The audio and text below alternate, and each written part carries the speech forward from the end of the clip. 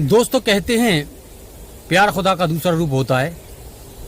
जब दो लोगों में ये ईमानदारी से निभाया जाए तो ये गंगा की तरह पवित्र होता है, मगर जब इसमें धोखा शामिल हो जाता है तो यकीन मानिए ये क्राइम की सख्त इख्तियार कर लेता है। आप देख रहे हैं क्राइमपुर और मैं विजय डे। आज की कहानी बहुत इंटरेस्टिंग होने वाली है। दोस्तों, हमारा मकसद व्यक्तिगत तौर पर किसी के हृदय को ठेस पहुंचाना नहीं है, मगर समाज को जागरूक करना हमारा काम है। तो इसी को लेकर के आज हम आपके बीच उपस्थित हैं। कहानी शुरू होती है उत्तर प्रदेश के ज़िला बिजनौर की तहसील लगती है एक नजीबाबाद। वहाँ पर महावतपुर बिल्लोच नाम की एक जगह है, वहीं से ये कहानी स्टार्ट होती है। दोस्तों, उत्तर प्रदेश में योगी सरकार बन जाने के बाद 2018 के करीब लगभग 50,000 से अधिक पुलिस महकमे में वैकेंसियों का ऐलान किया जाता है और उत्तर प्रदेश के युवा जो कि नौकरियों की तलाश में भटक रहे हैं वो अपने जोश के साथ तैयार हो जाती हैं। इसमें से एक लड़की जिसका नाम है रुचि चौहान, पिता का नाम जोगिंदर सिंह। तो जैसे मैंने आपको बताया, जिला बिजनौर की तहसील नजीबाबाद का एक गांव है महावतपुर बिल्लोच, यहाँ की रहने वाली वो लड़की है। दोस्तों, ये लड़की, इसके मन में एक जोश था कि अपने रिश्तेदारों में, दोस्तों में, फ्रेंड्स में अपने आप को साबित करना है, पुलिस में भर्ती होकर के अपने आप को दिखाना है कि मैं भी कुछ हूँ। ये जज्बा उसके मन में था और इस जज्बों को लेकर के वो रोज़ सुबह प्रातःकाल रनिंग के लिए जाया करती थी। एग्ज़ामिनेशन दे दिया था, काफ़ी अच्छा एग्ज़ाम हुआ था। उम्मीद थी कि नौकरी तो लग ही जाएगी, एग्ज़ाम अच्छा गया है, इसलिए दौड़ की तैयारी वो लगातार कर रही थी। दोस्तों, जब ये दौड़ के लिए जाया करती थी तो एक व्यक्ति, एक शख्स जिसकी नज़र इस लड़की पर हुआ करती थी, और ये शख्स नीरज नाम का एक व्यक्ति था जो इस पर निगाह रखता था, इसको देखता था रोज़ाना आते जाते। मन ही मन शायद उसको इससे प्यार हो गया था और वो अपनी बात कह नहीं पा रहा था। तो रास्ते जाते हुए उसने एक दिन रुचि को टोक दिया। उसने उसके बारे में कुछ जानकारियाँ लीं और धीमे धीमे उसके नज़दीकियाँ बढ़ा लीं। रुचि सिंह भी एक नई उम्र की लड़की थी, सो वो भी उसके प्यार के दरिया में बह गई और धीरे धीरे ये प्यार उनका परवान चढ़ गया। ये मुलाकातें होती रहीं और धीरे धीरे मुलाकातें प्यार में तब्दील हो गईं। दोस्तों, इसी बीच बात आती है दोनों की शादी तक। जब बात घर वालों को पता चलती है तो नीरज के घर वाले तो शादी के लिए राज़ी हो जाते हैं, मगर रुचि के घर वाले शायद इसके लिए तैयार नहीं थे। मगर ज़िद पर अड़ी हुई रुचि सिंह जब नहीं मानती तो घर वाले भी देखते हैं, चलो चलो कोई दिक्कत नहीं है, आखिर पुलिस महकमे में लगा हुआ है नीरज और पहले से ही नौकरी पेशा है, तो शादी करने में भी कोई दिक्कत नहीं हुई। तो जून 2019 में दोनों की शादी हो जाती है। दोनों खुशी खुशी रह रहे हैं, अच्छे से जीवन चल रहा है, सब कुछ ठीक ठाक चल रहा है, कोई दिक्कत कहीं पर कुछ है नहीं और बहुत अच्छा जीवन का उनका सफ़र चल रहा है। इसी बीच दिसंबर 2019 का वो दिन आ जाता है जब रुचि का सिलेक्शन उत्तर प्रदेश पुलिस में आरक्षी के पद पर हो जाता है। दोस्तों, 2019 में रुचि का सिलेक्शन आरक्षी के पद पर हो जाने के बाद, चूँकि नीरज भी पुलिस विभाग में ही था और रुचि भी पुलिस विभाग में जॉइन हो गई थी, दोनों का मिलना जुलना काफ़ी कम हो गया, क्योंकि रुचि की ड्यूटी कहीं और लग गई और नीरज की ड्यूटी कहीं और थी। उत्तर प्रदेश पुलिस या किसी भी पुलिस में जो है ये व्यवस्था नहीं है कि आपको होम डिस्ट्रिक्ट मिल जाए, तबादला भी बहुत मुश्किल से होता है। तो साथियों, यही जो है व्यवस्था थी। रुचि की ड्यूटी कहीं और लगी हुई थी और नीरज की ड्यूटी कहीं दूसरे थाने में थी। दोनों का ज़िला भी अलग अलग था। इसी दौरान रुचि की कई बार जो है तबादला भी हुआ। लखनऊ के अर्जुनगंज इलाके में उसने कमरा ले रखा था और वहीं पर वो अपने रह रही थी। एक सहेली जो रुचि के साथ ही ड्यूटी करती थी और रुचि के साथ ही जो है उसे काफ़ी जो है ड्यूटी करते हुए दोस्ताना व्यवहार बन गया था। तो वो सहेली जो है उसको अच्छी तरीके से जानती थी, फ़ोन नंबर भी था और रुचि के घर वालों से भी कभी कभी उसकी बात हो जाया करती थी। 13 फरवरी 2022 संडे का दिन, इतवार का दिन था। 13 फरवरी 2022 को अचानक से मालूम पड़ता है रुचि सिंह चौहान गायब हो जाती है और गायब हो जाने के बाद उसका कोई सुराग नहीं लग रहा था। उसके 13 फरवरी को ही उसके गायब होने से पहले उसकी भाभी का उसके पास फ़ोन आया। उसने पूछा कि कहाँ हो रुचि। रुचि ने कहा कि भाई मैं रास्ते में चल रही हूँ और घर पहुँच करके आपको बैक कॉल करती हूँ। उसी तरीके से शाम हो जाती है और रुचि सिंह चौहान का कोई फ़ोन अपनी भाभी के पास बैक कॉल नहीं जाता है। भाभी परेशान हो जाती है और चूँकि नंबर भाभी के पास था उसकी सहेली का, सो भाभी ने सहेली को फ़ोन किया कि भाई रुचि का फ़ोन नहीं लग रहा है, ज़रा पता करके बताओ वो कहाँ पर है। चूँकि उत्तर प्रदेश में चुनावी माहौल था और संडे के दिन भी पुलिस महकमे में छुट्टी नहीं थी। सहेली ने बताया आज तो उसको ड्यूटी आना था मगर फिर भी वो ड्यूटी नहीं आई है, पता नहीं कहाँ है। हो सकता है फ़ोन स्विच ऑफ हो गया हो या ऐसी कुछ बात हो गई हो, ताकि जो है चलो मैं शाम को पता करके बताती हूँ जो भी बात होगी। तो वो शाम को अपने दफ्तर का काम निपटा करके उसकी सहेली उसके कमरे पर पहुँचती है। कमरा मालिक से, मकान मालिक से उसके बारे में पता करती है। मकान मालिक ने भी बताया कि रुचि सिंह चौहान सुबह की निकली है और वापस नहीं आई है, इसका कोई मुझे जानकारी इसके बारे में नहीं है।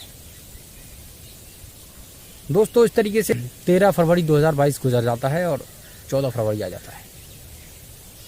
14 फरवरी को इसका कोई पता नहीं चलता और काफ़ी परेशानी हो जाती है। उसकी सहेली काफ़ी परेशान हो जाती है और जो है किसी तरीके से जो है कोशिश करती है उसको ढूंढने की। जब नहीं मिलती है तो सोशल मीडिया प्लेटफॉर्म पर जो है फेसबुक पर या इंस्टाग्राम पर उसकी तस्वीर वो पोस्ट कर देती है। सहेली ने गलती की क्योंकि पुलिस महकमे में थी वो, तो उसको खुद पुलिस में आला अधिकारियों को बताना चाहिए था, मगर उसने आला अधिकारियों को ये बात नहीं बताई और फेसबुक और इंस्टाग्राम पर उसने पोस्ट वायरल कर दी रुचि सिंह को लेकर के कि रुचि सिंह चौहान नाम की ये लड़की जो है जो लखनऊ पुलिस मुख्यालय में कार्यरत है और 13 तारीख को इसको ड्यूटी आना था मगर ये ड्यूटी नहीं आई है और 13 तारीख की सुबह से ही लापता है। तो चूँकि पुलिस महकमे का मामला था, मामला तेज़ी से वायरल हो गया और ये ख़बर तेज़ी से जो है पूरे लखनऊ सहित बिजनौर तक ये खबर फैल गई। जब ये खबर उच्च अधिकारियों तक पहुंची तो जो उच्च अधिकारी थे वो नाराज़ हुए। रुचि सिंह की जो सहेली थी उसके ख़िलाफ़ उन्होंने एक्शन भी लिया। तो मामला पुलिस महकमे से जुड़ा हुआ था। पुलिस की ही जो कांस्टेबल थी और वो भी लखनऊ मुख्यालय में जो जुड़ी हुई थी वो गायब थी। इस बात को लेकर के पुलिस खासा नाराज़ थी। उच्च अधिकारियों ने उसकी सहेली के ख़िलाफ़ जो भी हो सकता था उन्होंने उसके ख़िलाफ़ एक्शन लिया और जो है उसको टर्मिनेट किया। बात आ जाती है 13 फरवरी के बाद 14 फरवरी लग जाती है, 15 फरवरी भी निकल जाती है और उसका कोई सुराग नहीं लगता है। इसी तरीके से 15 और 16 फरवरी आ जाती है। अब भाई और उसके माता पिता भी परेशान हो जाते हैं। उसके भाई और रिश्तेदार बिजनौर से लखनऊ आ जाते हैं, ढूंढते हैं जगह जगह पर जहाँ रुचि का सुराग मिल सकता था वहाँ तक उन्होंने कोशिश की। देखते हैं, ढूंढते हैं कहीं थाने में किसी पुलिसकर्मी से या किसी सहेली से जो है उसका कांटेक्ट हो, कोशिश करते हैं ढूंढने की मगर वो मिलती नहीं है। और इसी तरीके से 17 फरवरी आ जाती है। दोस्तों 17 फरवरी तक रुचि को 4-5 दिन बीत जाते हैं और 4-5 दिन तक रुचि का कोई अता पता नहीं था। घर वाले काफ़ी परेशान थे, पता नहीं लग रहा था कहाँ पर हो सकती है। थाने में जाकर के घर वालों ने पता करने की कोशिश की मगर कोई इसका सुराग नहीं लगा। जब उसके घर वाले जगह जगह थाने दर थाने लखनऊ में घूम रहे थे, ढूंढ रहे थे कि रुचि का कोई सुराग मिल जाए, तो रुचि का सुराग तो नहीं मिलता है मगर वहीं पर बिजनौर का ही एक शख्स, एक व्यक्ति जो पुलिस में ही था और उनका पड़ोसी था, बिजनौर का रहने वाला था, लखनऊ में किसी थाने में कार्यरत था, वो शख्स उनको मिल जाता है और वो बताता है कि 17 फरवरी 2022 को डायल 112। दोस्तों यहाँ पर बता देना चाहेंगे डायल 112 उत्तर प्रदेश पुलिस का जो है नंबर होता है। आप पुलिस की सहायता के लिए पहले जो है 100 नंबर डायल किया करते थे, मगर जो है सरकार बदल जाने के बाद इसको 112 कर दिया गया। बताता है कि 17 फरवरी 2022 को 112 पर एक कॉल आई थी और बताया गया था लखनऊ के पीजीआई नाले के पास कल्ली माती नाम का एक मोहल्ला पड़ता है, जहां पर कल्ली माती नाम के मोहल्ले के पास नाले में एक युवती की लाश पाई गई है। तो जब जो है घर वालों को पता चलता है कि नाले में युवती की लाश पाई गई है तो घर वाले काफ़ी सन्न हो जाते हैं।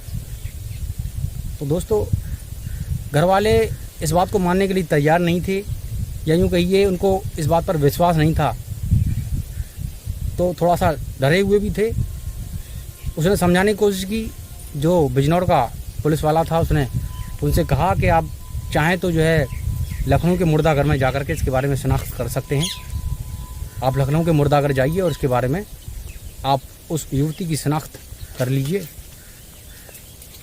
वैसे तो जो है क्लियर हम लोग नहीं कह सकते जो है, मगर फिर भी एक बार आपको जाकर के उसके बारे में पता कर लेना चाहिए। तो किसी तरह से घर वाले अपनी हिम्मत जुटा करके जाते हैं और जो मुर्दाघर था वहाँ तक पहुँचते हैं। जब मुर्दाघर वहाँ पहुँचते हैं, मुर्दाघर में उस युवती के चेहरे से जब नकाब हटाया जाता है तो चीख पुकार मच जाती है, रोने बिलबिलाने का सिलसिला शुरू हो जाता है। यकीन मानिए ये युवती वही थी रुचि चौहान जो 13 फरवरी को गायब हो गई थी, और डायल 112 पर जो है एक व्यक्ति ने इसके बारे में सूचना भी दी थी। यहाँ पर आपको बता देना चाहेंगे डायल 112 पुलिस का एक सहायता नंबर है, जो पहले 100 नंबर हुआ करता था। 17 फरवरी 2022 को डायल 112 पर बताया गया था कि युवती की लाश बरामद हुई है पीजीआई के पास। उसके बावजूद भी पुलिस वालों ने या पुलिस महकमे के किसी आला अफसर ने ये गौर नहीं किया कि हमारे विभाग से ये युवती गायब है, कम से कम उसकी शिनाख्त तो कर ली जाती। तो खुद पुलिस की लापरवाही आप देख सकते हैं, जो कितनी बड़ी लापरवाही पुलिस के माध्यम से की गई है। तो ये बहुत बड़ी लापरवाही थी, पुलिस ने इस पर ध्यान नहीं दिया, और उसके घर वाले जब उसको दर बदर ढूंढ रहे थे तब कहीं जाकर के उसकी शिनाख्त हो सकी। लाश की शिनाख्त हो जाने के बाद पुलिस कुछ हरकत में आती है, और जहां पीजीआई के पास मोहल्ले में जो नाला था, उसमें नाले में जो जहां पर वो लाश पाई गई थी वहां पर जो है पुलिस अपना जो है सर्च ऑपरेशन चलाती है। तो वहां पर जो है एक मोबाइल वहां से बरामद होता है। दोस्तों, कहा जाता है कातिल कितना भी चालाक क्यों ना हो, मगर कोई ना कोई सुराग छोड़ ही जाता है। तो जो फ़ोन रुचि सिंह चौहान का जो फ़ोन था वो वहीं पर जो बरामद हो जाता है, नाले के पास या नाले के अंदर कहिए, वो बरामद हो जाता है। और पुलिस उसकी जो है कॉल डिटेल, उसकी हिस्ट्री निकलवाती है।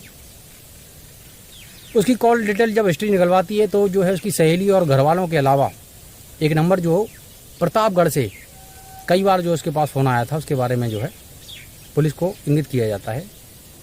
वो नंबर जो है प्रतापगढ़ के तहसीलदार, नायब तहसीलदार था पद्मेश श्रीवास्तव का ये नंबर था। इस नंबर से कई बार पिछले 3 महीनों की रिकॉर्ड निकलवाया गया और पता किया गया कि पिछले 3 महीने में कई बार पद्मेश श्रीवास्तव के द्वारा इस लड़की के पास फ़ोन किया गया है। 19 फरवरी 2022 को पुलिस की एक टीम प्रतापगढ़ के लिए रवाना होती है, उसकी लोकेशन लेती है। जो नंबर पाया गया था उन्होंने लोकेशन ट्रेस की, और पुलिस की एक टीम रात को ही प्रतापगढ़ के लिए रवाना कर दी जाती है। सुबह 4 बजे पुलिस की टीम वहाँ पहुँचती है। पद्मेश श्रीवास्तव जो नायब तहसीलदार था उसको उसके सरकारी आवास से जो है गिरफ्तार कर लिया जाता है। जहाँ पर वो रह रहा था सुबह 4 बजे पुलिस पहुँच जाती है और उसको वहीं से धर दबोचती है, उससे पूछताछ करती है। पद्मेश श्रीवास्तव जो है पढ़ा लिखा व्यक्ति था, तहसीलदार था, तो पहले नंबर जो है पुलिस को घुमाने की कोशिश करता है। मगर कहते हैं जब पुलिस जो है ईमानदारी पर आ जाए और ईमानदारी से जब किसी केस की तफ्तीश करती है तो जो है पाताल में से भी सुराख निकाल लेती है। इस केस में भी यही हुआ, पुलिस ने सख्ती दिखाई और पद्मेश श्रीवास्तव निकल गया। अब कहानी कुछ फ्लैशबैक से आपको सुनाता हूँ। पद्मेश श्रीवास्तव बताता है कि रुचि सिंह चौहान से उसकी जो है दोस्ती फेसबुक पर हुई थी। फेसबुक पर ही जो है 2017 से जुड़ा हुआ था। इस बीच आपको बता देना चाहूँगा, रुचि सिंह चौहान ने 2019 में नीरज नाम के पुलिस कांस्टेबल से शादी की थी और उसने ये बात अपने पति से भी छुपाई थी। तो देखिए कितनी जो है रहस्यमय बात है। उसकी शादी 2019 में नीरज से हुई, उसका उससे प्रेम भी हुआ और उसने जो है ये बात उससे छुपाई।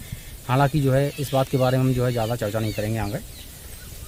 तो होता क्या है, जो पद्मेश श्रीवास्तव था वो बताता है इसके संबंध जो है 2017 से रुचि से थे।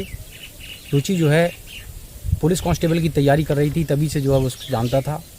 वो नायब तहसीलदार था, उससे बात होती थी। हालांकि तब जो है ऐसा कोई प्रेम जैसा कोई मामला नहीं था, केवल जो है फेसबुक पर चैटिंग वेटिंग हुआ करती थी। यहीं तक जो है मामला सीमित था। गई पद्मेश श्रीवास्तव की पत्नी प्रगति सिंह जो है, उसकी पत्नी को जब ये बात पता चल गई तो उसकी पत्नी जो है नाराज़ हो गई।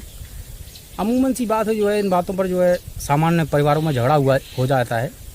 जब कोई महिला जो है दूसरी किसी लड़की को जो है अपने पति के साथ देखती है या सुनती है, इससे तो जाहिर सी बात है जो है हो ही जाता है। पद्मेश श्रीवास्तव जो था वो कई बार उसको समझाने की कोशिश करता है, देखिए तुम शादीशुदा हो और जो है एक काम करो, जो है मुझे छोड़ दो। पद्मेश श्रीवास्तव ने कई बार जो है ये भी कोशिश की थी, जो है उसका पति जो नीरज था, नीरज से जो है उसने झगड़ा प्रारंभ करा दिया था और उसके जो है तलाक तक कार्रवाई पहुंचा दी थी। वो रुचि सिंह चौहान को जो है अपने प्रेम जाल में फंसा करके काफ़ी दिनों से घुमा रहा था। उसने रुचि सिंह चौहान को अपने पति नीरज से अलग करने के लिए षड्यंत्र बनाया और उसने कहा जो है अगर तुम मुझे पूरी तरीके से जो है पा लेना चाहती हो या मेरे साथ रहना चाहती हो, या मैं आपसे शादी तभी करूँगा जब आप अपने पति को तलाक दे दोगी। तो उसने जो है इस तरीके से रुचि सिंह चौहान का उसके पति से तलाक करा दिया था। उसका पति तैयार नहीं था तलाक देने के लिए, तो उसने जो है उसके खिलाफ जो है रुचि सिंह चौहान से कहलवा करके या भड़का करके उस पर जो है दहेज उत्पीड़न या जो है महिला उत्पीड़न का केस डलवा दिया था। तो नीरज भी समझदार था, पुलिस में था, समझ गया था, जो है उसने जो है आसानी से उसके लिए तलाक के कागजात पर साइन कर दिए थे। तो उस तरीके से कहानी आगे बढ़ती है। रुचि सिंह चौहान जो इस बात से अनजान थी कि जो शख्स पद्मेश श्रीवास्तव नायब तहसीलदार उसको अपने प्रेम जाल में फंसाए हुए है, वो पहले से ही शादीशुदा है। जब ये बात रुचि को पता चलती है तो रुचि भी खासा नाराज़ होती है और 13 फरवरी को उनकी मुलाकात पद्मेश श्रीवास्तव से होती है। यहीं से जो है इस जुर्म की दास्तान लिखी जाती है। दोस्तों, पद्मेश श्रीवास्तव एक अधिकारी था, तहसीलदार था। उसका जो है किसी ना किसी विभागीय कार्य से लखनऊ आना जाना होता था। जब भी वो लखनऊ आता तो रुचि सिंह चौहान से मिलता। एक जगह नियुक्त की जाती थी और वहाँ वो रुचि सिंह चौहान से मिलता और यहाँ पर वो सब होता था जो नहीं होना चाहिए। पद्मेश श्रीवास्तव रुचि सिंह चौहान की भौतिक ज़रूरतों के साथ साथ उसकी जिस्मानी ज़रूरतों को भी पूरा कर रहा था। कारण ये हो सकता है जो नीरज था उसका पति, वो अपनी पत्नी से काफ़ी दिनों से दूर था, तो फिजिकल जो आवश्यकताएं होती हैं वो भी शायद उसकी पूरी नहीं हो रही थी। तो रुचि सिंह चौहान को भी जब भी वक्त मिलता था वो बिजनौर तहसीलदार साहब के सरकारी आवास पर पहुंच जाया करती। इस कहानी में एक नए शख्स की एंट्री होती है जिसका नाम है नामवर सिंह। नामवर सिंह पेशे से प्रॉपर्टी डीलर था। उसका कुछ ज़मीनी लफड़ा था जिसको लेकर के तहसीलदार साहब के पास कई बार उसने चक्कर काटे। तहसीलदार साहब ने जो है उसके काम को किया नहीं किया ये उनकी पर्सनली बात रही होगी, मगर जो है उन्होंने अपनी बात उसको बताई कि मुझे जो है एक लड़की को रास्ते से हटाना है, तुम मेरा काम कर दो और मैं तुम्हारा काम कर दूंगा। और इस तरीके से दोनों में तय हो गया। और तय हो जाने के बाद 12 फरवरी की रात प्रतापगढ़ से जो है तहसीलदार साहब नामवर सिंह को लेकर के वहाँ से रवाना हुए लखनऊ के लिए।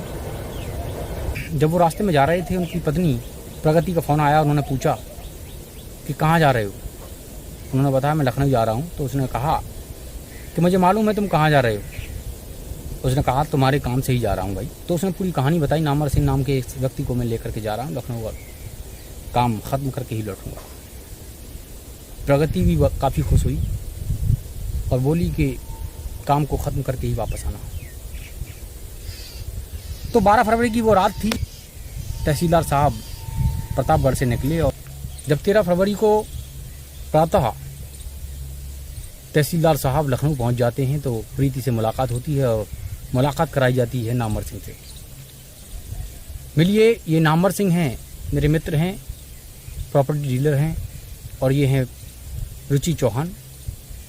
और इस तरीके से दोनों का परिचय कराया जाता है। और चूँकि ठंड का वक्त था, काफ़ी सर्दी थी, फरवरी का महीना था, 3 कप कॉफ़ी मंगाई जाती है और सभी जो है तीनों एक एक कॉफ़ी पीते हैं। जो कॉफ़ी रुचि सिंह चौहान को दी गई थी उसमें नींद की कुछ गोलियां मिला दी गई थी। नींद की गोलियों का असर यकीनन 5 मिनट में हो गया और 10 मिनट के अंदर रुचि सिंह चौहान बेहोश हो गई। बेहोश हो जाने के बाद आगे तहसीलदार साहब बताते हैं उसके सर पर एक भारी वस्तु से उसके सर पर वार किया गया और उसका गला घोंट दिया गया।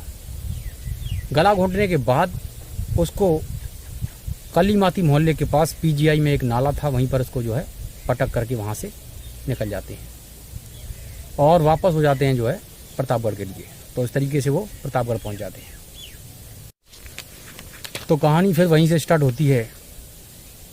पुलिस की पूछताछ के बाद पूरी घटना सामने आ जाती है और पुलिस नामवर सिंह, तहसीलदार पद्मेश श्रीवास्तव और उसकी पत्नी प्रगति, तीनों को गिरफ्तार कर लेती है।